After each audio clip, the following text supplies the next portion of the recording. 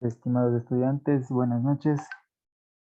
Eh, bueno, el día de hoy vamos a seguir avanzando con lo que es la materia de estadística. Bueno, nos faltaba un tema pendiente respecto a los cuantiles, cuartiles, deciles, centiles o percentiles, que era lo que nos faltaba para completar el deber número 2. Entonces vamos a verlo. Bueno, vamos a explicar y realizar el ejemplo que tenemos en en el material. Listo. Entonces, bueno, primero nos va a hablar el material de la distribución normal o estándar. ¿Qué es la distribución normal o estándar? Si recuerdan la anterior clase, hablábamos de cómo se graficaban nuestros datos. Entonces, decíamos que normalmente se hacían como edificios, se graficaban como edificios, como casas, unas más grandes que otras.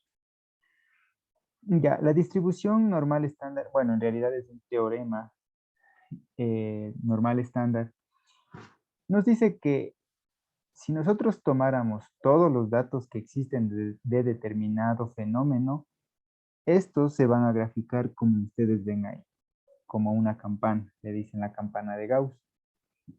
Siempre va a pasar eso, ¿ya? Entonces, eh, de cierta manera es un poco extraño pensar que en todos los fenómenos que existen en la naturaleza van a tener esa forma.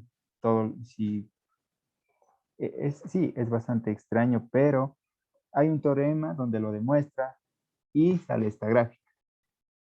Entonces, nos dice que aquí nos daba una tablita, esta tabla de acá.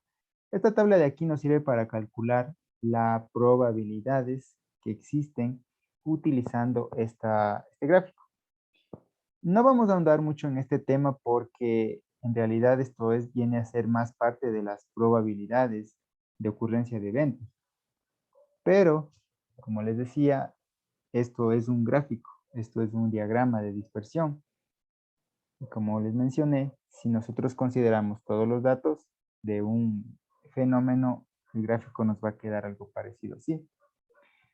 Ya, entonces, lo que nos interesaba eran los cuantiles. Los cuantiles son medidas de posición que se determinan mediante un método que redundantemente determina la ubicación de los valores. Es decir, un ejemplo de los que hemos estado trabajando. De los datos que ustedes han recopilado o se inventaron, yo les preguntaría o les podría decir, ¿dónde está la mitad de los datos? ¿O dónde está la mitad de los individuos? ¿En qué proporción se encuentra? Digamos, hablando de los pesos. ¿Dónde está la mitad? ¿En qué se encuentra la mitad? ¿En qué peso se encuentra la mitad de los datos que ustedes tienen? Entonces, así no se podría responder así tan fácilmente, porque habría que hacer un tipo de análisis de eso. Y eso es lo que nos va a permitir los cuantiles, calcular donde nosotros queramos ubicar la proporción de la población que se encuentra en determinado dato. ¿Ya? Entonces, bueno, aquí nos menciona que los cuantiles son los valores de la distribución que la dividen en partes iguales. Entonces, si nosotros hablamos de cuartiles, entonces, intuitivamente cuartiles significa la cuarta parte. Entonces, si hablo de la cuarta parte de los datos, significa que estoy dividiendo a todos los datos en cuatro partes. Si hablo de deciles, viene de 10. Estaría dividiendo a toda la muestra o a todos los datos en 10 partes. ¿Ya? Y si hablo de los percentiles, un percentil es el 1%. Estaría dividiendo a la muestra en 100 partes. Bueno, dice, los cuantiles son los valores, bueno, eso ya hemos dicho, Cuando la distribución contiene un número alto de intervalos o de marcas, se requiere obtener un promedio de una parte de ellos. Se puede dividir la distribución en 4, en 10 o en 100 partes, como les había mencionado. Ya, los más usados son los cuartiles, eso sin duda. ¿Por qué? Porque si ustedes notan, los cuartiles me pueden dar el 25% de la población, el 50% o la mitad de la población y el 75% de la población, que son datos que se manejan bastante dentro de encuestas o en la presentación de los resultados de encuestas o análisis de casos de fenómenos, puede ser políticos, sociales, culturales. Entonces, se utilizan bastante lo que son los cuartiles. ¿Ya? Eso por un lado. Eh, ya. Bueno, aquí nos da la notación nada más. Q de U, donde U puede ser 1, 2, 3 o 4. Como de hecho, nos divide en 4 partes los cuartiles. Y bueno, aquí tenemos, ¿no? La mediana, lo que les había dicho, es el 50%, ¿no? Ya habíamos mencionado que la mediana es el valor que está en medio. ¿Ya? Eso. Ya, dice, los cuartiles son los tres valores que dividen al conjunto de... ¿Por qué dice aquí que son tres valores? Porque, bueno, el primero será el 25%, segundo será el 50%, el tercero será el 75%, y el último, el cuarto, obviamente va a ser el 100%, ¿no? Entonces, ese ya se conoce. Por eso menciona que son tres valores. Tres valores son desconocidos, pero el último sí se conoce. ¿Cuál es? Ya. Bueno, aquí menciona que el segundo cuartil es la mediana, que ya habíamos dicho. Listo. Entonces aquí nos da un esquema de cómo se calcula estos cuartiles para datos agrupados. Ya vamos a hacer un ejemplo abajo y vamos a quedar todo mucho más claro. Bueno, los cuartiles adquieren su mayor importancia cuando contamos un número grande de datos. Y tenemos en cuenta que en estos datos generalmente los datos son resumidos en una tabla de frecuencias. Ya, entonces aquí nos dice la fórmula para el cálculo de los cuartiles se trata de datos agrupados. Eso, cuando se trata de datos agrupados es lo siguiente. Ya. Entonces, esto sí es muy importante porque puede ser que les puedan tomar en la prueba, calcule el segundo cuartil teniendo estos datos. Entonces, únicamente será de calcular, pero hay que saber qué es cada cosa. Entonces, en la fórmula nos va a aparecer LK. Ya. K ya sabemos que es 1, 2 o 3. ¿Por qué? Porque se refiere a los cuartiles. Y como dijimos, solo, solo son desconocidos el primero, el segundo y el tercero, porque el cuarto ya sabemos que es del último, es del 100%. Entonces, LK es el límite real inferior de la clase del cuartil que estemos hablando, o sea, es el 1, el 2 o el 3. N será el número de datos, FK será la frecuencia acumulada de la clase que antecede al cuartil del que estemos hablando, ¿ya? FK será la frecuencia de la clase del cuartil y C será la longitud del intervalo. Todo esto ya sabemos, ¿no? Ya sabemos qué es el límite inferior, qué es la frecuencia acumulada y qué es la longitud del intervalo. Entonces, esto no, más que nada, solo es una notación que nos indica bueno, es una notación general para el cuartil 1, 2 o 3. Dice, si se desea calcular cada cuartil individualmente mediante otra fórmula, se tiene lo siguiente. Entonces, esta es la fórmula que se va a utilizar para calcular los cuartiles. Ya. Dependiendo de cuál queramos. Queramos el primero, el segundo, el tercero. Entonces dice, el primer cuartil es el menor, que es mayor que una cuarta parte de los datos. Ya. Entonces, es decir, dice, aquel valor de la variable que supera el 25% de las observaciones y es superado por el 75% de las observaciones. Ya, aquí no nos confundamos.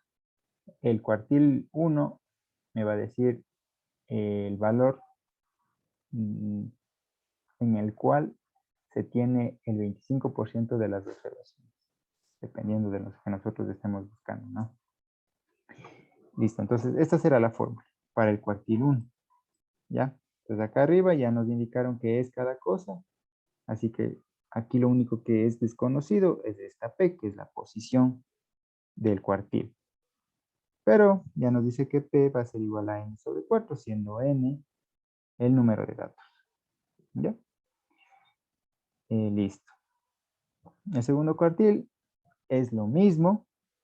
La fórmula, si ustedes se fijan, es la misma y lo único que cambia es la P, que ahora será 2N sobre 4. ¿Ya? Para el tercer cuartil es la misma fórmula, pero P es la que cambia, porque aquí será 3N sobre 4. ¿Ya?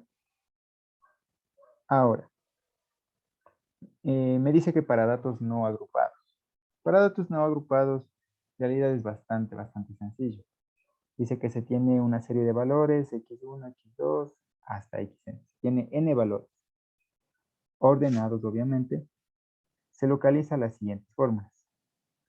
Para el primer cuartil, obviamente cuando el número de datos es par, tenemos que solo dividimos para 4. ¿Ya? Y se tiene. Si es impar, solo sumamos a n1 y dividimos para 4. Para el tercer cuartil es esa fórmula y igualmente cuando n es impar tenemos esa variación. Listo. Vamos con los deciles. Los deciles les había dicho que dividen a la muestra o a los datos en 10 partes. Ya. Igualmente, como sabemos, el último dato ya sabemos, el último decil, el décimo decil ya sabemos, porque es el que acoge a todos, encierra todos los valores. Igual que arriba en los cuartiles, el cuarto cuartil ya sabíamos cuánto era, el último valor. Ya, entonces dice, sí, los deciles al igual que los cuartiles son ampliamente utilizados para fijar el aprovechamiento académico. Aquí está igual la fórmula para calcular los deciles. Ya, pues como sabemos los deciles son del 1 al 9. El 10 ya sabemos cuál es. Igual aquí simplemente nos está diciendo qué significa cada uno de los elementos que están en la fórmula. Son los mismos que teníamos arriba para los cuartiles.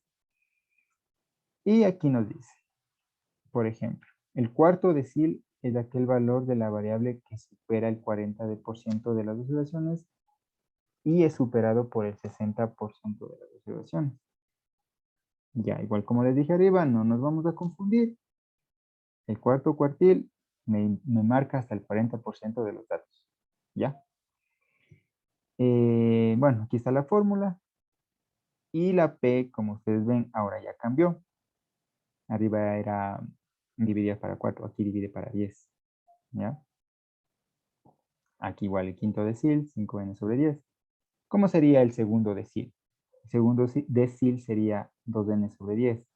El octavo decil sería 8n sobre 10. Licenciado, buenas noches. Disculpe que se me desconectó la conexión y no le avancé a escuchar los del cuarto, de arriba en los cuartiles, no le avancé a escuchar, disculpe que Ya, no sé no si hay me podría problema. hacer por de repetir. Ya, no hay problema. A ver, vamos, y para los que no les quedó muy claro, vamos a repetir, no hay problema. Bueno, los cuartiles lo que hacen es dividir a la muestra en 4 partes iguales. Ya. Como sabemos, el primer cuartil, segundo cuartil y el tercer cuartil son valores que no conocemos, porque están en medio. Pero el cuarto cuartil ya es conocido, porque es el último dato. Igual, estoy hablando en el caso de datos agrupados, ¿no? Porque ya sabemos hasta dónde llegan los datos. Por ejemplo, el valor máximo de una muestra de pesos sea, no sé, 150 kilos. Ese es el valor máximo, ese es el valor que no puede ser superado. Ese sería el cuarto cuartil, ¿ya? Eso. Entonces, como les mencionaba, las fórmulas tenemos aquí y aquí nos dice qué significa cada una de ellas. LK es el límite inferior, FK es la frecuencia acumulada, ¿ya? La C es la longitud del intervalo y la N es el número de datos. Como les dije al principio, vamos a hacer un ejemplo más adelante, ya terminar este PDF y vamos a entender claramente cómo se calcula. ¿Ya?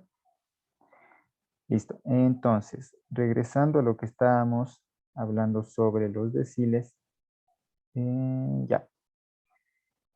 Listo. Entonces aquí tenemos que el noveno decil será 9 por n sobre 10. N, recuerden, es el número de datos que tenemos de una muestra. ¿Ya? Ya, aquí me dice la fórmula para datos no agrupados. Entonces, bastante intuitivo, bastante simple. Recuerden que si van a aplicar esta fórmula para datos no agrupados, tienen siempre que estar ordenados los datos. Ya saben ustedes que si tienen una muestra de datos, lo primero, bueno, y una de las cosas muy importantes que ustedes tienen que hacer es ordenar los datos para poder aplicar estas fórmulas. Porque si están desordenados y ustedes aplican esto, pues les va a salirles cualquier cosa. Listo, entonces aquí únicamente nos explica que se divide para 10. Bien, Ingeniero, una preguntita. claro, dígame. Los cuartiles se los... Me parece que estás un poco con interferencia, se cortó la pregunta, no te escuché. Si me podría ayudar explicando, por favor, para saber los cuartiles, ¿de dónde se los saca? ¿De qué parte se los saca los cuartiles? De acuerdo al trabajo anterior que habíamos presentado. Ya, ya, bueno. Es bastante sencillo. A ver, ustedes tenían su cuadro donde ya tenían sus intervalos de clase, tenían sus frecuencias acumuladas, relativas y todo bien bonito. Entonces, ¿qué es un cuartil en este esquema de intervalos de clase? El cuartil me indica el valor en el que el 25%, porque como les dije, el cuartil divide en 4 partes iguales, es decir, 25%, 50, 75 y 100%. El cuartil me indica dónde, con qué valor, si me marca el punto en el que el 25% de los datos está debajo de él. Por ejemplo, visualmente o para que entiendan. Tenemos una muestra de 100 pesos de las personas y yo quiero calcular el cuartil 1, ¿ya? Entonces, ese cuartil 1 me va a decir dónde, obviamente estamos hablando de datos agrupados, ¿no? El cuartil 1 me va a decir dónde se encuentra el peso en el que, o sobre el cual no se supera el 25% del total de los datos, ¿ya? El cuartil 1 me va a decir que hasta ese peso está el 25% de la población, ¿ya? Como les expliqué, abajo hay un ejemplo y vamos a entender de mejor manera cuando ya lo realicemos. Eh, bueno, eso en cuanto a los deciles y los percentiles. Bueno, como les había dicho, los percentiles dividen a la muestra en 100 partes iguales, ¿ya? Entonces, igual que los datos anteriores, únicamente nos explican qué significa cada término de la ecuación. Y ya, aquí nos dice cómo calcular la P. Porque si ustedes notan, solo la P es la que cambia en las fórmulas. Entonces dice, el 60º percentil se calcula como, o la posición del 60º percentil es 60 por n sobre 100, siendo n la población, recuerden eso siempre. Entonces así se puede calcular el 90º percentil, 99 por n sobre 100. Listo. Entonces para datos no agrupados, igualmente bastante sencillo. No, en realidad eso se puede calcular incluso solo mentalmente. No hay problema. Lo complicado, digamos, de cierta manera, es en los datos agrupados. ¿Ya? Eso. Miren, aquí tenemos un ejemplo para datos agrupados. Es lo que les van a, lo que les piden en su deberes. Ustedes, de su ejemplo, van a tener esta tabla. Bueno, obviamente tienen una tabla más grande porque tienen más datos, pero van a necesitar únicamente esos datos que tenemos ahí. ¿Qué tenemos aquí?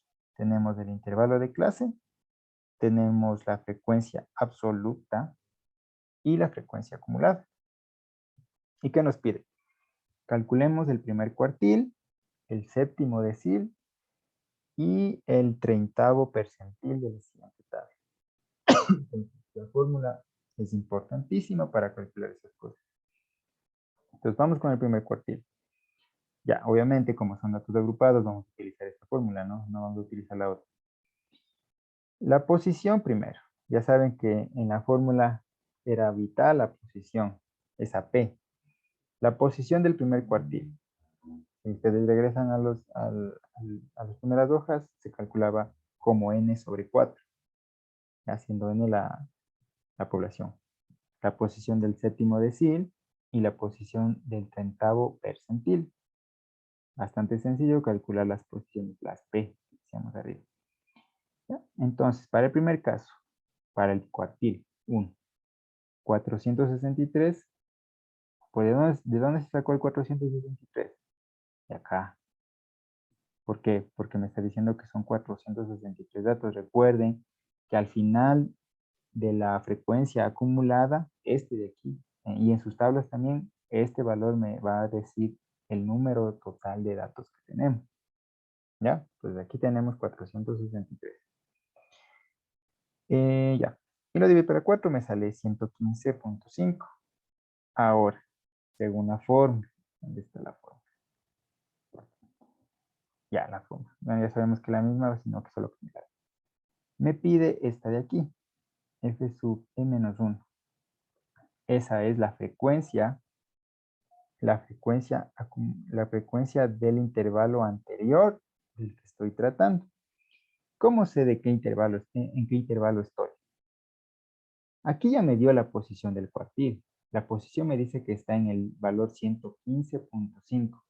¿Y en mi tabla dónde está ese valor? Yo sé que debe estar aquí.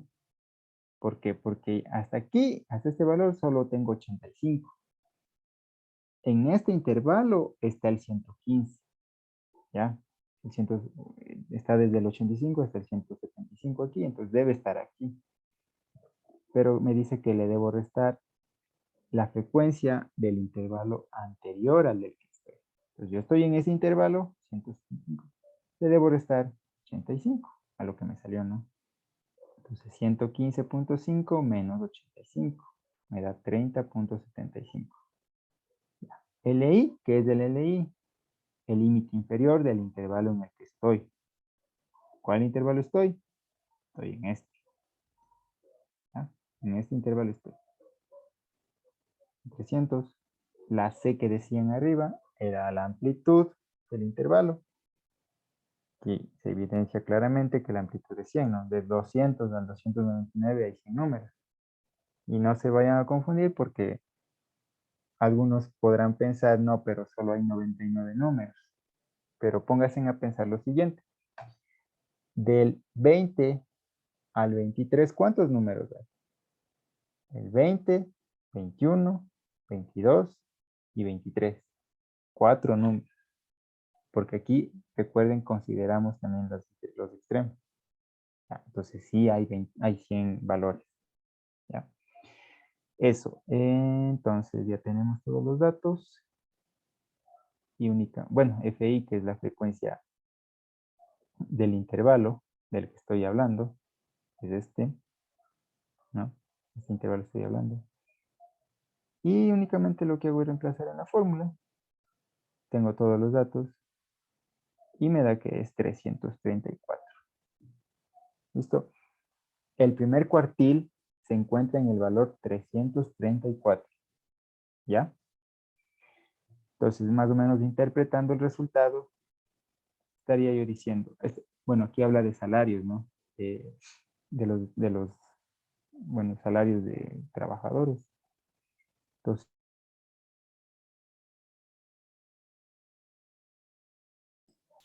mil disculpas, se desconectó, un problema de conexión. Ya, entonces les estaba explicando, ¿no? Que ya sacamos, ¿no? El primer cuartil. Y me dice que es en 334. Entonces, 334 es No de... se, no, no se ve lo que está compartiendo, ingeniero. Ya, ya, sí, sí, mil disculpas, ya les comparto.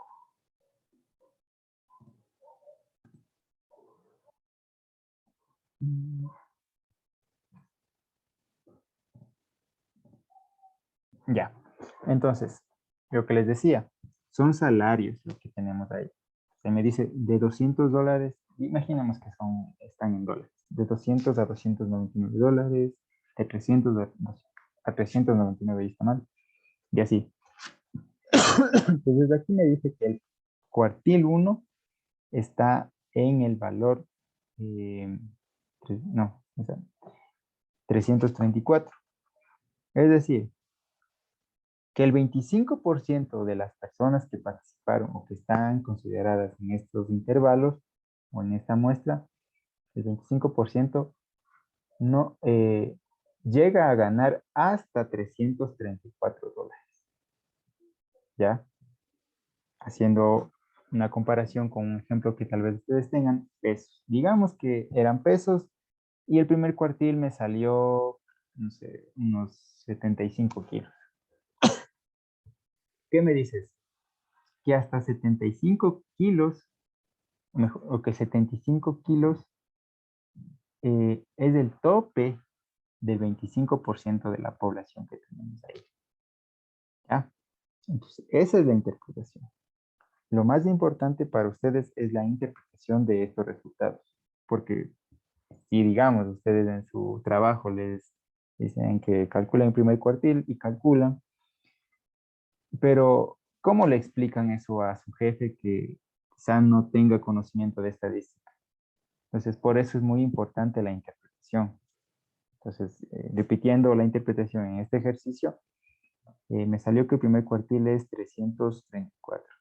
Es decir, que hasta $334, hasta ese valor, gana el 25% de la población. ¿Ya? Es toda la interpretación. Vamos con el séptimo decil. Ya, entonces el séptimo decil, ¿qué sería en pocas? El 70%, ¿no es cierto? Entonces vamos a calcular el 70%. Ahora, antes de empezar, siempre hay que analizar las cosas. El primer cuartil ya sabíamos que nos marcaba el 25%. El séptimo decil nos va a marcar el 70%. ¿Qué esperarían? Que ese séptimo decil nos salga mayor. Ya, tiene que salirnos mayor de ley, porque el 70% está mucho más arriba que el 25%. Entonces, esa es una de las formas de darse cuenta si estamos haciendo bien o si estamos haciendo mal. Listo, entonces igual. Séptimo decil. Primero calculamos la posición, ya calculamos la posición. Listo. Aquí está. Restamos lo que les había mencionado. A ver, primero veamos dónde estamos. En 324.1. ¿Dónde está el 324.1? El 324 está aquí, ¿cierto? En este intervalo debe estar. ¿Ya? Entonces tenemos aquí, recuerden, la frecuencia de ese intervalo es 70 y la que le teníamos que restar es la frecuencia acumulada anterior. Recordarás que en este caso es 295. Eso es lo que hace aquí, 295 y me queda 29.1. Límite inferior del intervalo que estoy hablando, estaba ahí aquí. Límite inferior es 500. La amplitud ya sabemos que era 100. Y la acumulada era 70. Perdón, la absoluta era 70. Únicamente reemplazamos los datos. Y me sale 541,57. Que era lo que esperábamos, obviamente, porque es mayor que el valor que acá salió. ¿Ya? Entonces, la interpretación, que es lo más importante. Séptimo decil, recuerdo, 70%. Me salió 541,57. Entonces, la interpretación igualmente. Hasta el 70% de los individuos que están en esta muestra ganan 541 0,57. Esa es la interpretación. Así, sencilla. No se hagan bolas nada más. Y el percentil número 30. Ya, en realidad, hagámosle para que quede aún más claro, pero me parece que ya en este punto deberíamos estar ya bastante seguros y firmes en esto. Bueno, primero la posición, ya saben, me dice que es 138,9. ¿Dónde está ese número? Estaría aquí, ¿no es cierto? ¿Sí? Entonces ya teníamos todo. Lo único que hacemos es reemplazar en la forma. El límite inferior 300, la resta de acá arriba, recuerden 138,9 menos la frecuencia del intervalo anterior y sale esto. Ya, la frecuencia del intervalo es 90. Únicamente reemplazamos y me sale 359%. ¿Qué significa eso? Que 359% es el valor máximo. No, perdón. 359,88 es el salario que gana hasta el 30% de la población que tenemos en estos datos. ¿Ya? Entonces, ya el deber número 2 ya lo pueden realizar íntegramente y completamente. Ya, no sé si alguien tiene alguna duda respecto al cálculo de estos cuantiles.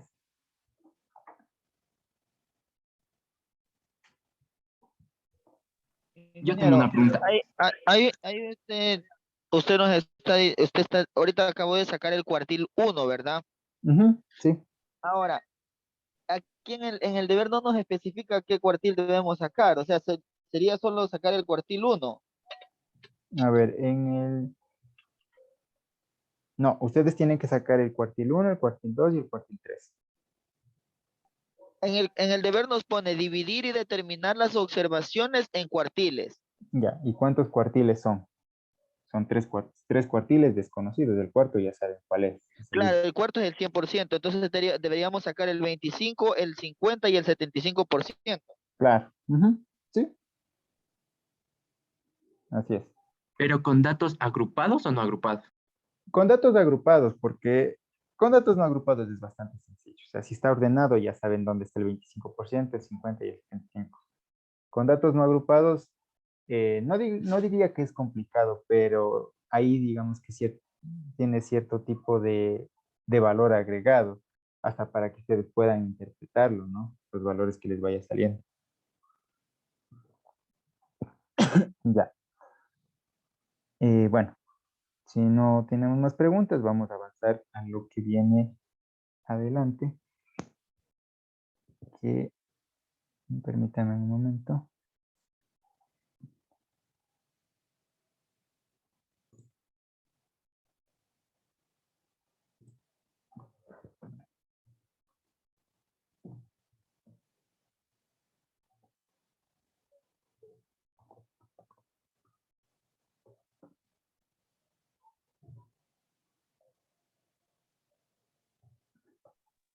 Ingeniero, mira, yo le hice así tal cual, o sea, no tal cual, porque estaba siguiendo indicaciones de un tutorial que está, Ujú. pero de acuerdo a lo que usted me dice, como ser en mi intervalo sería, me sale 35,25. Ya, entonces sería, ese intervalo yo lo tengo en 36. Sería, de eso yo le menoro los 30, que sería el anterior de este. Le Ya, resto, perdón. ya, a ver. Déjame compartir. Bueno, déjame revisar. Estamos aquí. Ya. A ver, hay que identificar muy bien las partes de la ecuación. Ya, entonces aquí tenemos la ecuación. LI es el límite inferior del intervalo donde se encuentra el valor que estoy buscando. Ya. Entonces, ¿cómo sé qué valor estoy buscando? Con el cálculo de P, que es la posición del percentil que estoy buscando. Entonces, LI es el límite inferior de ese intervalo. La P ya sabemos cómo se calcula. Esto de aquí me parece que es lo que nos estás preguntando, en la resta de lo que le restamos a P. Entonces, si tú te fijas en este ejercicio, primero se halla en 115.5, que está aquí. Y a ese le va a restar la frecuencia acumulada del intervalo anterior, que en este caso es 85. Por eso es muy importante que cuando hagan este deber tengan su tabla a la mano. Esa tabla que ustedes ya hicieron para el primer deber tiene que estar ahí para poder realizar el segundo deber. De otra manera se les va a hacer bastante complicado. Entonces se le resta eso y acá abajo me da la frecuencia de ese intervalo, la frecuencia del intervalo en el que me salió la P. ¿Ya? Y ese I sub C es la amplitud del intervalo. ¿Ya? Entonces, ya al principio puede ser un poco como eh, que nos marea un poco esta fórmula, pero hay que hacer ejercicios para que se nos vaya quedando qué es cada cosa. ¿Ya? Sí, de verdad que sí nos mareo a poco. ¿Para qué? Bueno, en especial yo lo hablo por... Claro. Sí, sí, es normal, porque este tipo de fórmulas es un poco que juega con la notación y también con los datos que ya tenemos nosotros. ¿No? A veces se nos complica un poco identificar qué es cada cosa, pero simplemente hay que ir tranquilo, identificar, a ver qué es DLI, es el límite inferior del intervalo en el que estoy. ¿En qué intervalo estoy? Me identifico, puedo incluso ponerle ahí una marca para decir en ese intervalo estoy y así. Listo. Entonces, lo que sigue es la teoría del muestreo. Esto vamos a pasarlo rápidamente porque es pura teoría, ¿ya? Entonces, voy a compartir la pantalla.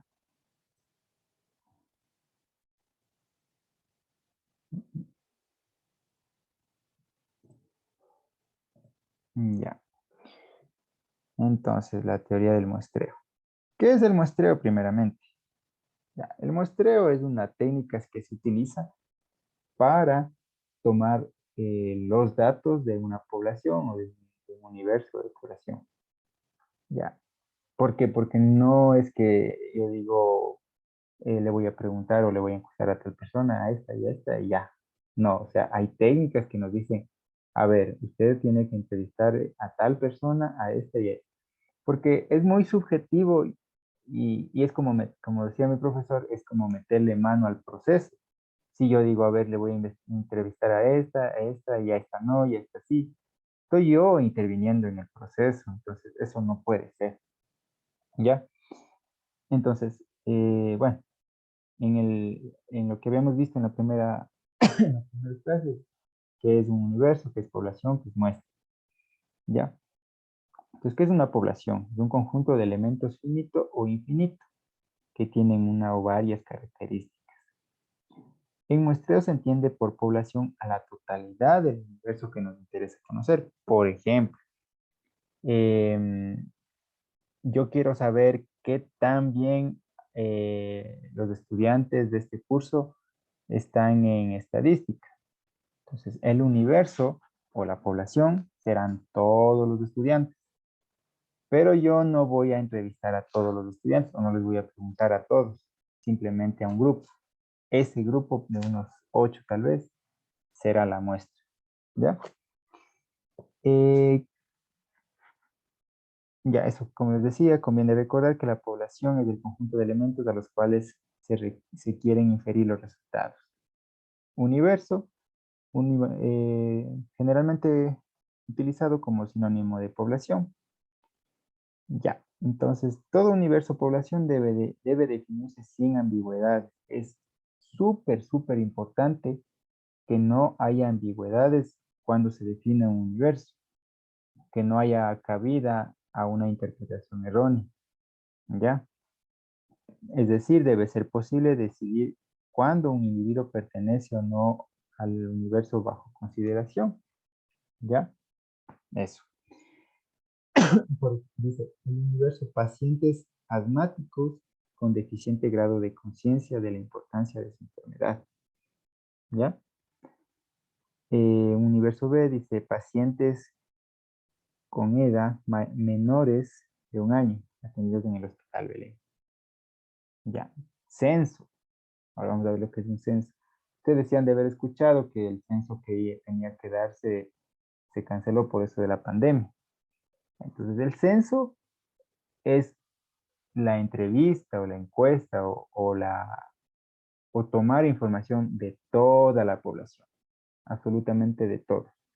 Entonces, por eso en el censo sabemos que las personas no pueden salir de casa, tienen que pasar todo el día en la casa porque lo que quiere el Estado es conocer la información precisa de todos, absolutamente de todos. No hace con muestras, ellos utilizan a todas las personas. Ya, eso es lo que dice aquí. La realización de un censo no siempre es posible. ¿Por qué? Porque implica mucho gasto, ¿ya? Mucho tiempo, mucha logística. Entonces, por eso el censo se hace cada 4 años, cada 5 años, me parece. Entonces, por eso no se hace el censo cada año, porque implica demasiadas cosas. Pero se hace muestreo, porque el muestreo lo que hace es tomar unos valores representativos de la muestra, de la población, y con eso se puede sacar un aproximado de lo que se desea analizar. No se va a sacar precisamente el dato real, pero sí una aproximación que nos sirve mucho para poder hacer nuestros análisis. Listo. Entonces dice muestra, en todas las ecuaciones en que no es posible o conveniente realizar un censo, lo que hacemos es trabajar con una muestra, ¿ya? Como les decía, es una parte representativa de la población. Ahora, ¿cómo sé que es representativa? Entonces, para que sea representativa debe reflejar las semejanzas y diferencias encontradas en la población, es lo que yo les decía. En una muestra, yo no puedo decir, solo voy a coger a este grupo de personas o a este grupo de datos para realizar mi investigación. Yo tengo que elegir a datos que representen a toda la población. Por ejemplo, digamos, en este curso habrá personas que estén de acuerdo con la gestión del presidente, habrá otros que no estén de acuerdo con la gestión del presidente. Yo no puedo elegir solo a los que estén de acuerdo o no, o solo a los que no estén de acuerdo. Tendré que escoger una proporcionalidad, es decir, a ver, voy a escoger unos de los que sí están de acuerdo y por qué, y un grupo también de los que no estén de acuerdo. Eso es una muestra representativa, ¿ya? Dice, eh, dice que cuando decimos que una muestra es representativa, indicamos que reúne aproximadamente, lo que les decía, esta palabra va a ser bastante utilizada, reúne aproximadamente las características de la población que son importantes para la investigación que estemos realizando, ¿no?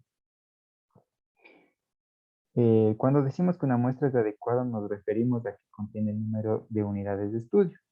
¿Por qué? Porque obviamente si tenemos una población de unas 100 personas, no voy a poder escoger unas 5 personas y decir que es una muestra adecuada y representativa. Hay un valor, hay fórmulas que nos puedan indicar qué número ya se considera representativo. Entonces, eso hay que tomar muy en cuenta. Dice, por ejemplo, supongamos que deseamos medir el rendimiento académico de los niños escolares de una secundaria en Perú, pero por problemas económicos no es posible acceder a los niños de las zonas urbanas. ¿A quién deseo generalizar los resultados? A todos los niños peruanos de la secundaria. Ese sería el universo ideal, como dice aquí. ¿A quién puedo acceder en el estudio? A los que viven en zonas urbanas, ¿ya? ¿Cómo puedo acceder a ellos? Numerando a los sujetos, bueno, los posibles sujetos accesibles. Eso sería ya un espacio muestral. ¿Quién forma parte del estudio? Los individuos que se elijan para realizar la encuesta o la entrevista. ¿Qué ventajas y desventajas tiene el muestreo? En estudios que implican técnicas destructivas o de uso que imposibilitan de utilización posterior de lo analizado. ¿Qué quiere decir esto? Que a veces, como les decía, hay intereses de por medio de que se sepa o no se sepa cierta información.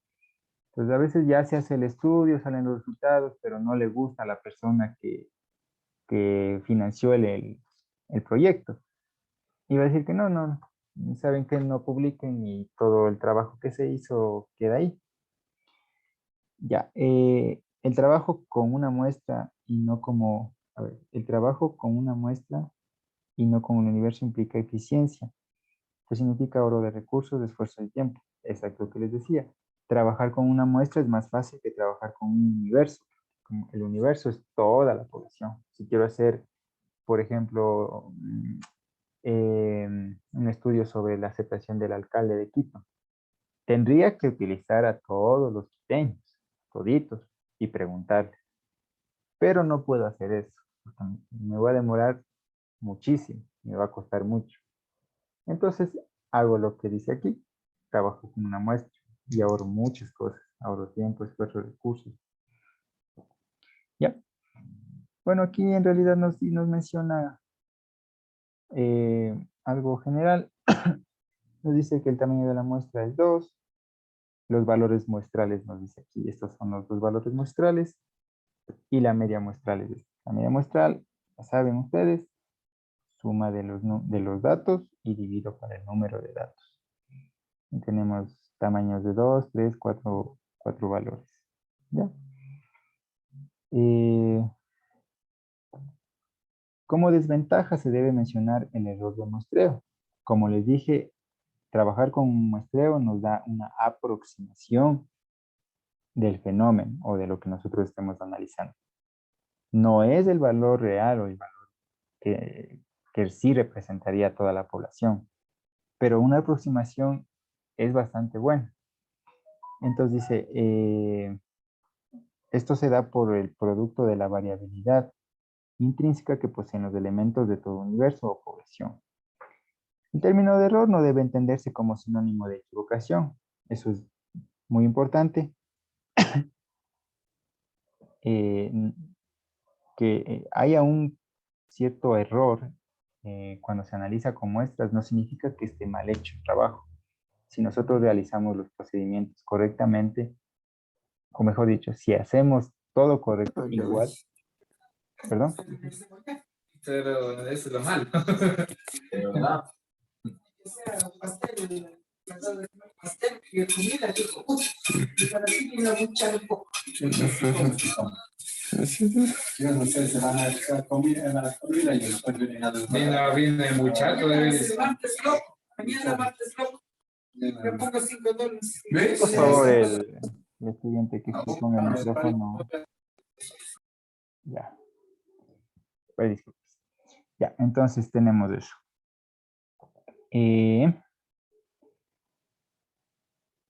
Ya, aquí esto es importante, que a veces se comete errores por vías,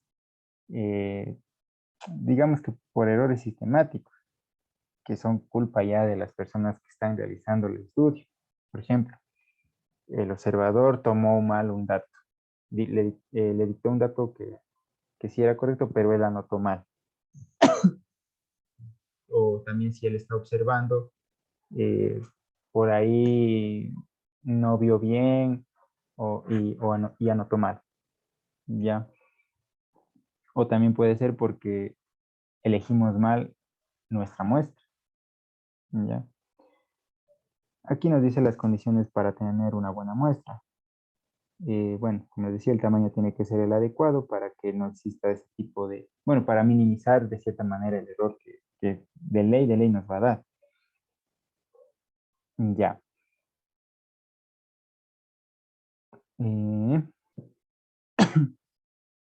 Eso, condiciones de selección de la misma.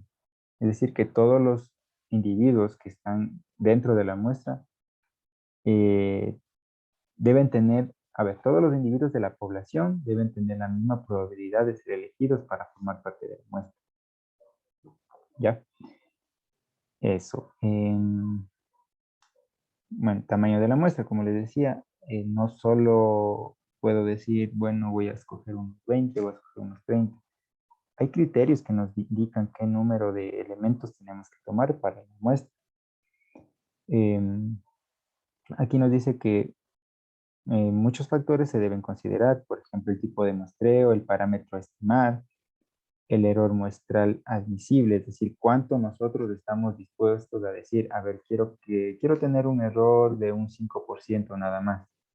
Entonces, en base a eso me va a dar un resultado y me va a decir, usted tiene que escoger tantas personas o tantos individuos. Ya, el nivel de confianza también es otro de los valores interesantes, porque uno siempre va a querer que su muestra tenga un nivel de confianza de 100%, pero el nivel de confianza solo es del 100% cuando se hace un censo, cuando se entrevista a toda la población. Entonces nosotros tenemos que sacrificar de cierta manera la confianza del estudio para ahorrarnos tiempo, logística, recursos económicos y cosas por el estilo. Entonces, normalmente de lo que yo he visto, se trabaja con confianzas del 85, 90%, quizá máximo un 94 y 93%, porque ellos tienen que saber que mientras más alta es la confianza, aumenta el número de individuos que yo debo considerar. ¿Ya?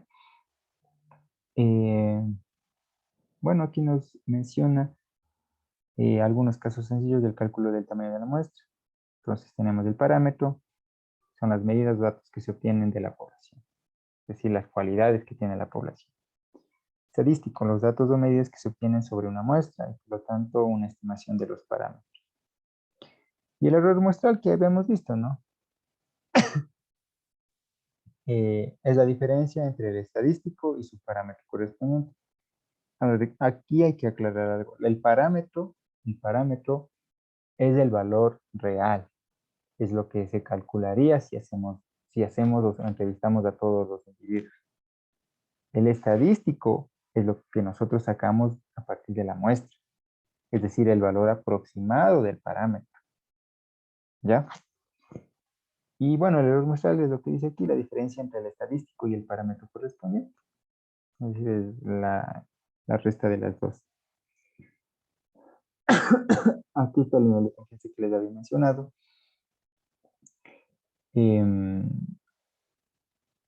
Bueno, cualquier información que queremos recoger está distribuida según la ley de probabilidad de Gauss-Stewart. Es más o menos parecida de estas probabilidades a la que les mencioné, las que vimos en un principio, la de la normal. ¿Ya? Eso, en la varianza poblacional. Cuando una población es más homogénea, la varianza es menor. Es decir, mientras más se parecen los individuos a los que yo voy a analizar, esta varianza es menor. Porque recuerdan sobre la varianza. La varianza me indicaba qué tan dispersos son los datos. Entonces, si esos datos no son muy dispersos, no difieren mucho entre sí, se va a reducir mucho esa varianza.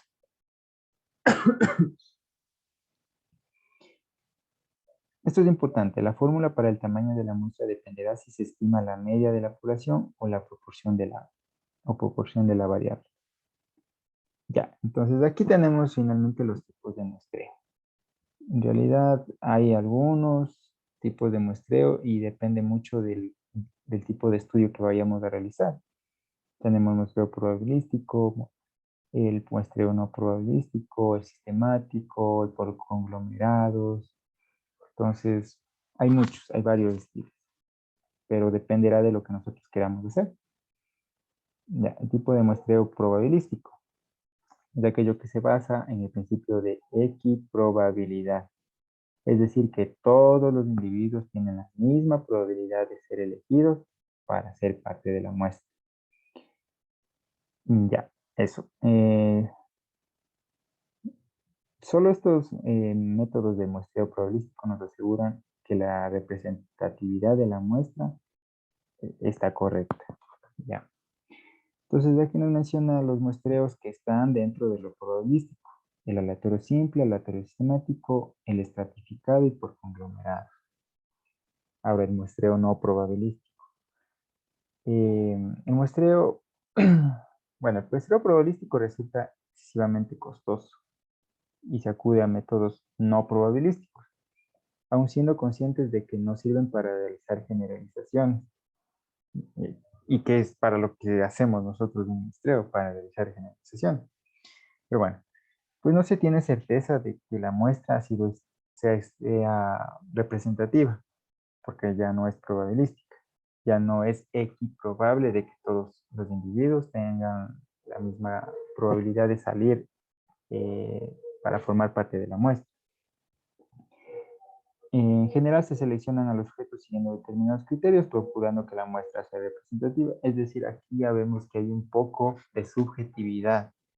Ya es como que estamos un poquito ya metiéndole mano al proceso y ya no es tan recomendable esto, pero sí se hace, por lo que dice aquí, que es menos costoso. Ya, eso. Entonces, me parece que eso es lo que trataba el taller número 4. Ya, entonces, el taller número 4 hablaba sobre la teoría del muestreo y las probabilidades. Entonces, en este momento vamos a ver lo que es la teoría de probabilidades y ustedes ya podrían realizar su trabajo.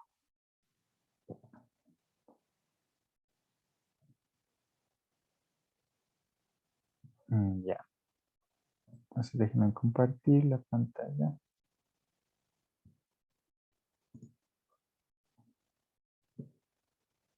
Ya, listo.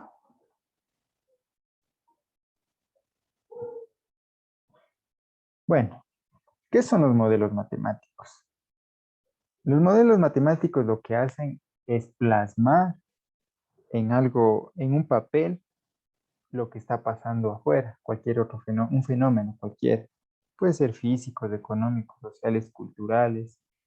Entonces, eso es lo que busca la modelación matemática. Pero hay dos tipos de modelos, los determinísticos y probabilísticos. Ya, el determinístico. ¿Cuándo es determinístico?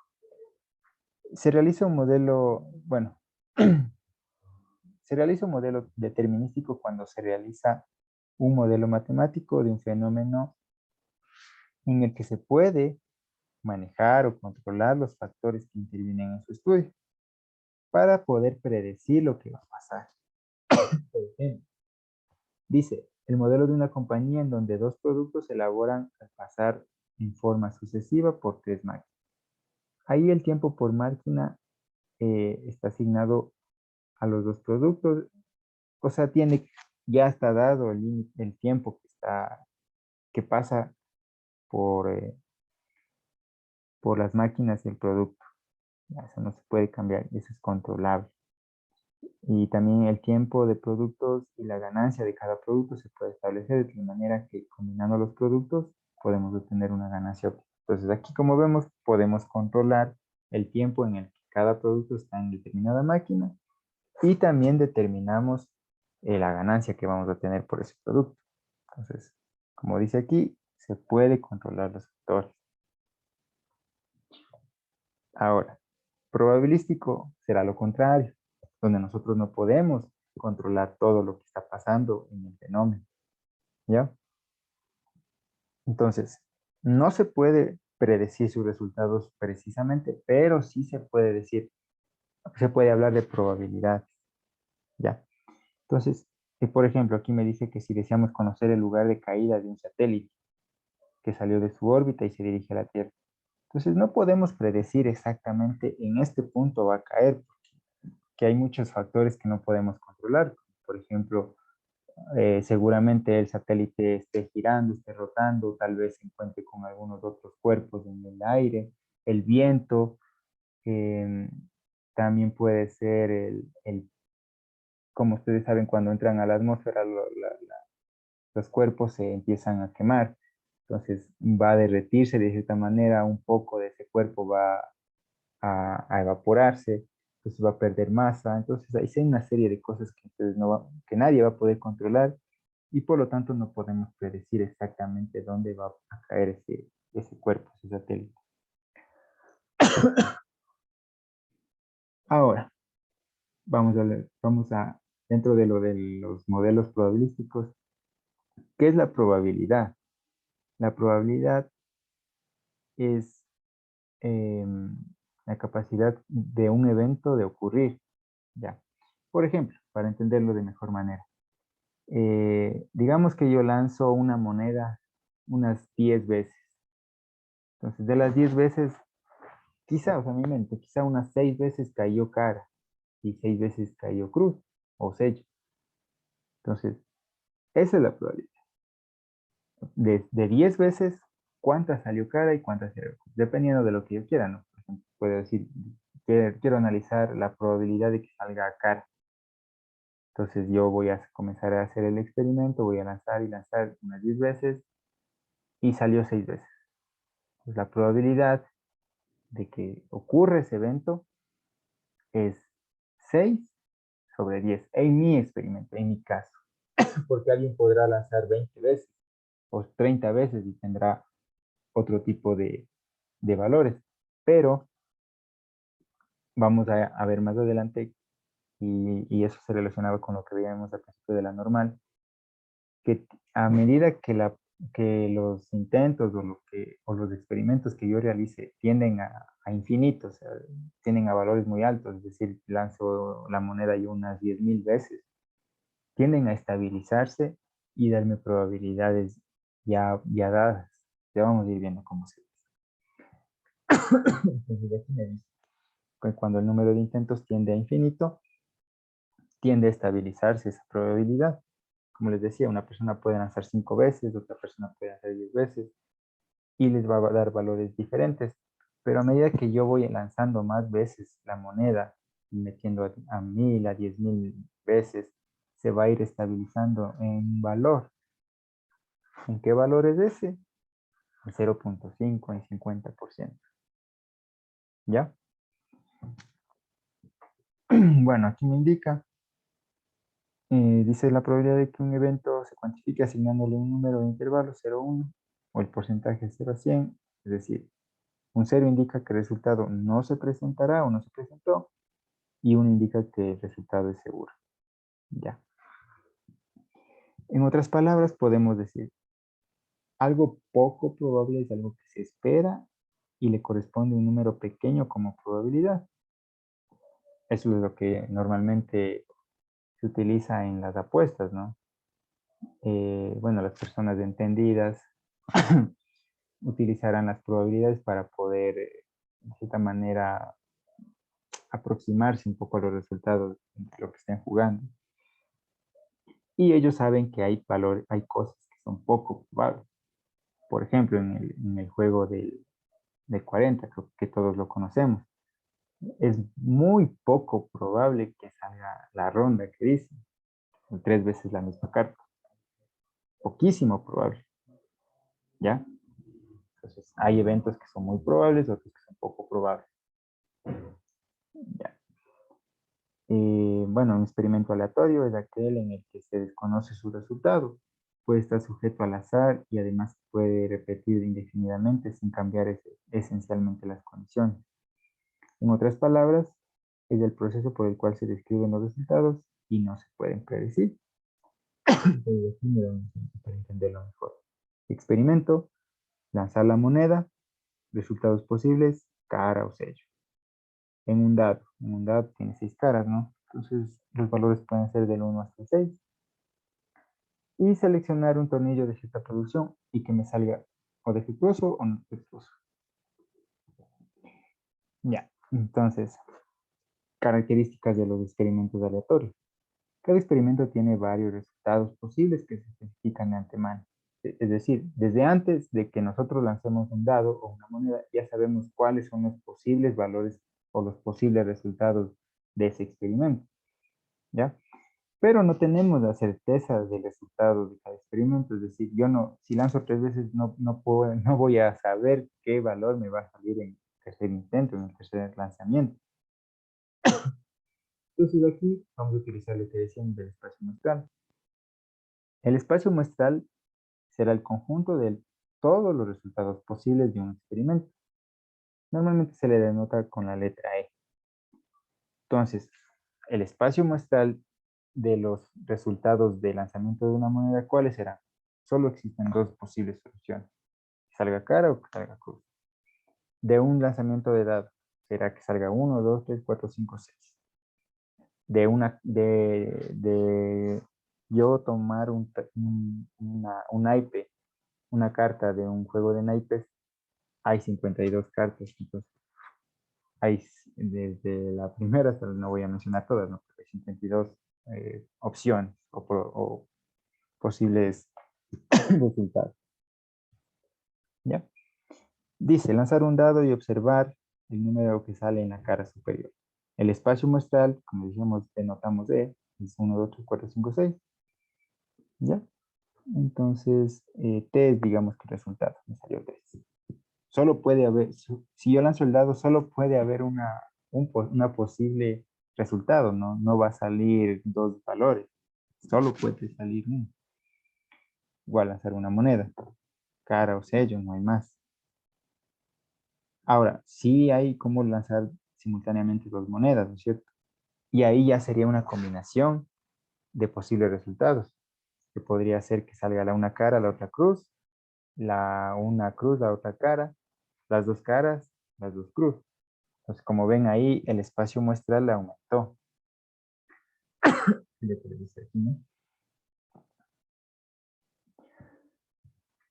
Entonces, para poder, este diagrama de árbol nos puede ayudar para poder saber o considerar todas las posibles soluciones o resultados, ¿ya? Para que no se nos escape ninguno. Entonces aquí nos indica que tenemos cara o sello y cada una de estas puede la otra moneda caer cara o sello, ¿ya? Entonces por eso sale aquí los resultados, son estos 4 posibles resultados. Igual de un dado. Si lanzamos 2, igualmente aumentará el espacio muestral, ¿no? Listo. Tenemos los eventos simples y compuestos. Los eventos simples, donde consta solo de un elemento. Y los compuestos, en realidad, podrían componerse de algunos, ¿no? Podríamos lanzar 3 monedas, 4 monedas, 5 monedas.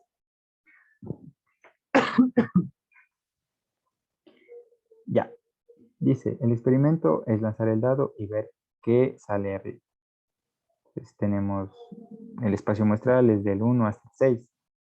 Entonces, algunos posibles soluciones es que salga par. Y si sale par, podría ser el 2, el 4 o el 6. Que salga impar, puede salir el 1, el 3 o el 5. ¿Ya? O que salga un número primo. ¿Ya? Un número primo es el que es divisible para sí mismo o para 1. Entonces puede ser el 2, el 3 o el 5. Entonces uno puede ir jugando con esto de los eventos, con los espacios muestrales. Dice, definamos algunos eventos compuestos. Entonces, ya definimos el conjunto A, el conjunto B y el conjunto C. Entonces, aquí lo que va a hacer es unir el conjunto A y el conjunto C. Es decir, que salga un número par o que salga primo. Pares eran 2, 4, 6, primos 2, 3 y 5. Entonces, si unimos esos valores, tendríamos el 2, 4, 6, 2, 3, 5. Pero, bueno, ya todo está repetido. No lo voy a considerar 2 veces, ¿no? Ahora, el conjunto de intersección entre A y el B. Entonces, intersección ya sabemos que son los valores que se repiten en ambos conjuntos. En el conjunto A y el conjunto B, ¿qué valor se repite o qué valores se repiten? Aquí está mal. Debería ser entre B y C para que haya intersección. Porque entre el A y el B no hay ninguna intersección. Aquí está mal. Hay que cambiar esta parte. Aquí es C. Entonces, entre el C y el B, la intersección es del 3 y el 5. Y esta notación, bueno, tal vez no la conozcan, pero es el complemento. C complemento, me dice aquí esa comita que está ahí encima. Entonces, el complemento de un conjunto es el resto del conjunto, lo que no está considerado el conjunto. Por ejemplo, aquí me dice que C es un número primo. C' será que no sea primo, pero hay que basarnos en el espacio muestral. ¿qué números no son primos de ese espacio muestral? El resto, ¿no? Ya primos son el 2, 3 y 5. Pues los que no serán primos será el 1, el 4 y el 6. Listo. Bueno, axiomas básicos de probabilidad. La probabilidad siempre va a ser mayor o igual a 0. Nunca van a tener una probabilidad negativa. ¿Ya? Listo. El axioma de certidumbre. Que si yo sumo las probabilidades de todos los eventos que pueden salir de todos los valores, siempre me va a dar 1. ¿Ya? Dice que si es un evento cualquiera de un espacio muestral, se cumple que la probabilidad de que ocurra ese evento va a ser entre 0 y 1. Y el axioma de uniones dice que para los eventos desde E sub 1 hasta E sub n se tiene que, si yo interseco todos esos valores, todos sus eventos, me va a dar el vacío, ¿ya?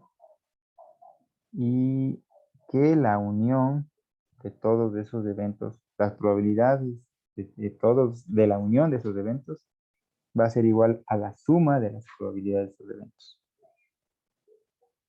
Listo. Dice, como consecuencia inmediata de los axiomas anteriores, tenemos estas propiedades. Que la probabilidad del vacío es 0, que si A es un evento y A' es su complemento, entonces la probabilidad de un evento, de ese evento A, es igual a 1 menos la probabilidad del evento normal. Esto me está diciendo que la probabilidad del conjunto complemento de un conjunto va a ser el resto, lo que queda, lo que sobra. ¿Ya? Y como sabemos que la probabilidad solo puede llegar hasta 1, entonces es una simple resta. Bueno, lo que le había dicho, el teorema 3, que la probabilidad va a estar entre 0 y 1. Y ya. Ya, entonces aquí dice que si tenemos dos eventos, pero el uno está incluido en el otro, la probabilidad va a ser igual, que la probabilidad de uno va a ser menor o igual que el otro, del que está incluido, ¿no? Ya. Bueno, esta es la regla de la adición. Tenemos la probabilidad de una unión de conjuntos. Se cumple que eso es igual a la suma de los conjuntos, de la suma de las probabilidades de sus conjuntos. Ya, ahora cuando son eventos no mutuamente excluyentes, es decir, unos conjuntos como los que tenemos aquí, entonces esa unión va a ser la suma de las probabilidades, pero le vamos a tener que restar la intersección de esas probabilidades. ¿Ya? Eso.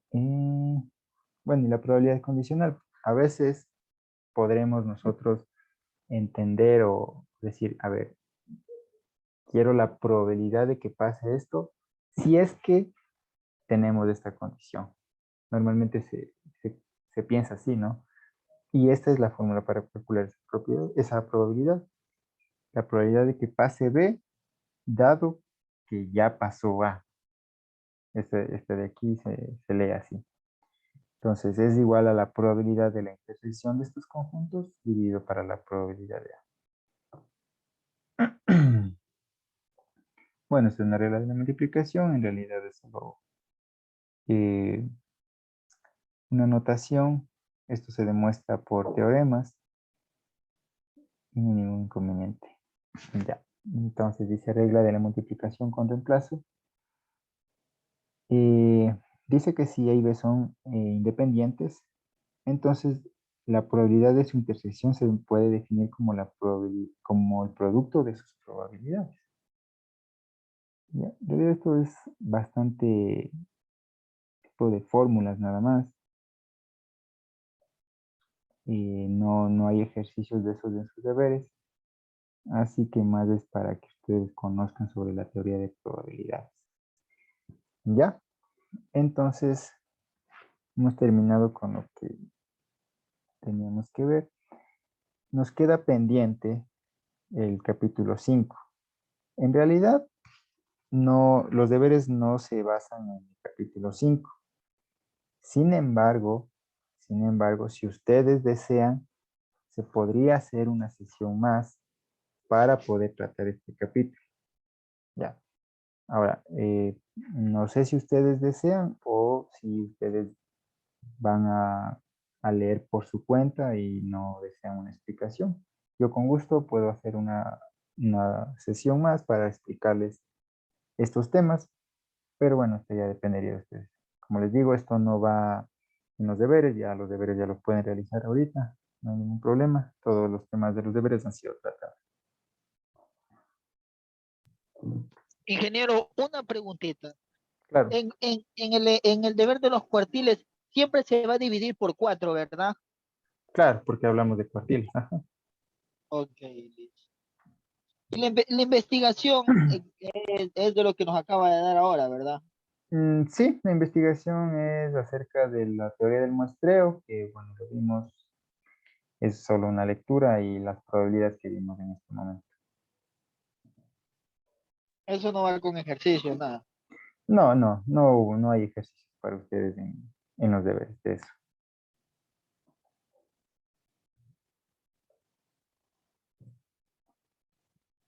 Listo, entonces, bueno, hemos terminado el temario, bueno, hemos tratado los temas que tienen que ustedes saber para hacer sus deberes. Y de lo que yo revisé, en realidad, esto de los siguientes de las correlaciones, de regresión y series de tiempo, es bastante teórico para ustedes, es bastante visual. Y bueno, habríamos terminado la explicación de los temas. Entonces, si ustedes leen esos temas y tienen alguna duda, algo quieren que yo les aclare de alguna manera, no hay problema, me pueden escribir y yo les aclaro el tema. No se preocupen. Yo, de las personas que me han escrito, saben que yo les respondo. Si me demoro a veces un poquito porque estoy trabajando, pero les respondo al gente. Listo. Entonces voy a poner una vez más en el chat mi número para, si ustedes desean, si así lo quieren, me puedan escribir con toda confianza. Ya. Entonces eso sería todo.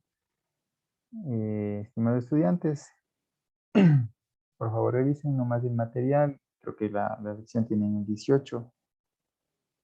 Y eso. Buenas noches, profe. ¿Y nos puede dar la clase adicional? No sé, yo por mi parte sí me gustaría que nos dé esta última clase adicional, no sé, mis compañeros. Claro, o sea, por mí, como les digo, no hay problema. Yo en realidad me siento bastante bien si es que ustedes aprenden. ¿Ya? Entonces, bueno, verán, hagamos lo siguiente. Ustedes tienen el examen, la prueba el día 18. ¿Ya? Entonces, mañana, el día de mañana, voy a hacer la sesión. Voy a hacer la sesión para que ustedes ingresen en la sesión a partir de la misma hora, ¿no? Si está bien, 7:30. Entonces, las personas que deseen ingresar, no hay ningún problema, las que no tampoco. Entonces, eso, nada más y ya, entonces les espero a los que deseen ingresar el día de mañana. Gracias, profe. Ya, que descansen, muchachos. Hasta mañana. Igualmente, bendiciones, ingeniero. Muchas gracias.